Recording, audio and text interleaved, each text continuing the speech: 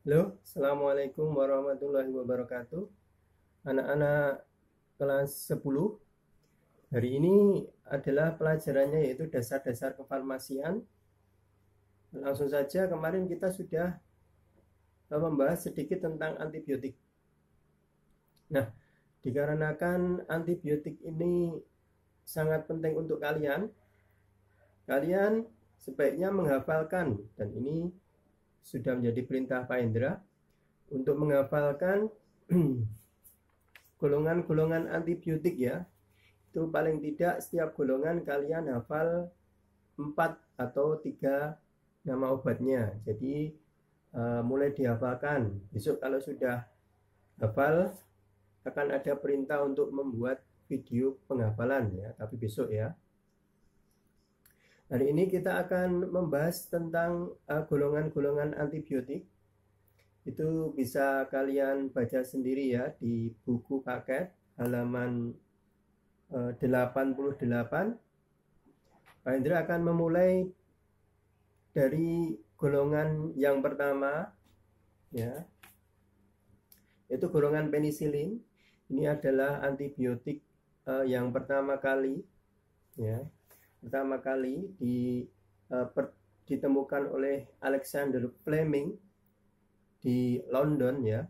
Alexander Fleming ini dia melakukan percobaan pada jamur. Jadi pertama kali ditemukan antibiotik ini adalah dengan media jamur, di mana ternyata hasil dari jamur tersebut membunuh kuman-kuman di sekitar jamur tersebut, sehingga ini adalah awal mula dari antibiotik ya.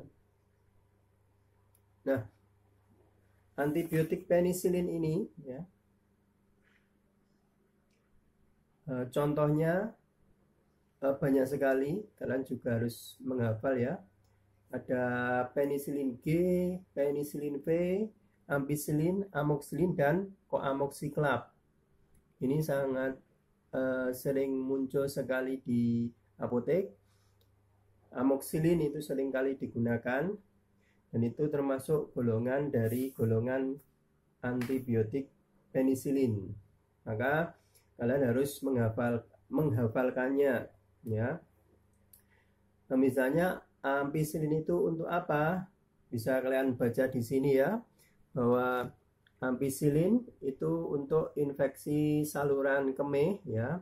Untuk infeksi saluran kemih, ketika seseorang mengalami infeksi di saluran kemihnya, maka dia membutuhkan antibiotik amoxicillin. Kemudian juga untuk sinus ya.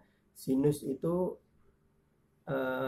terjadi infeksi di sekitar mata sini ya, sinus. Kemudian ada juga, jadi indikasi itu untuk pengobatannya untuk apa gitu ya. Jadi kalau pengobatannya untuk apa.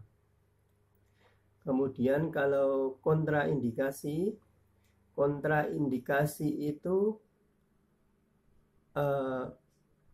obat tersebut tidak boleh digunakan pada pasien dengan kondisi tersebut ya. Nah, itu kontraindikasi. Jadi ketika orang pasien mengalami hal tersebut, tidak boleh memakai obat yang disebutkan tersebut.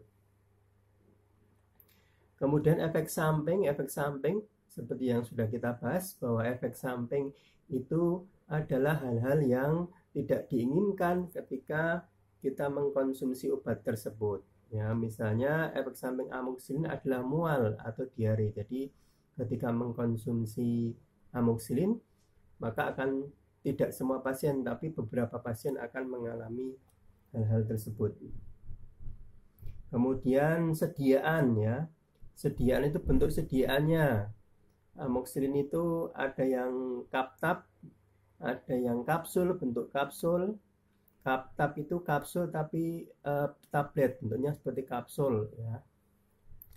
Kemudian ada sirup, sirupnya nanti berupa sirup kering. Cara penggunaannya yaitu dengan cara menambahkan air ke dalam sirup kering tersebut. Oke, kalian bisa baca sendiri nanti. Kemudian ini ada sedikit tugas, nanti dikumpulkan lewat Google Class. Pertanyaannya akan Pak Hendra bacakan pada saat sekarang. Pertanyaan pertama, siapa penemu antibiotik pertama kali dan berasal dari negara mana? Nomor 1. Nomor 2, sebutkan 5 contoh antibiotik golongan penisilin. Yang ketiga, sebutkan 5 contoh obat golongan cefalosporin. Yang keempat, sebutkan 4 contoh golongan aminoglikosida. Yang terakhir, sebutkan efek samping dari amoxicillin. Nanti akan Pak Hendra kasih di tempat di Google Class-nya untuk mengumpulkan jawabannya. Demikian dari Pak Hendra. Akhirul kalam. Wassalamualaikum warahmatullahi wabarakatuh.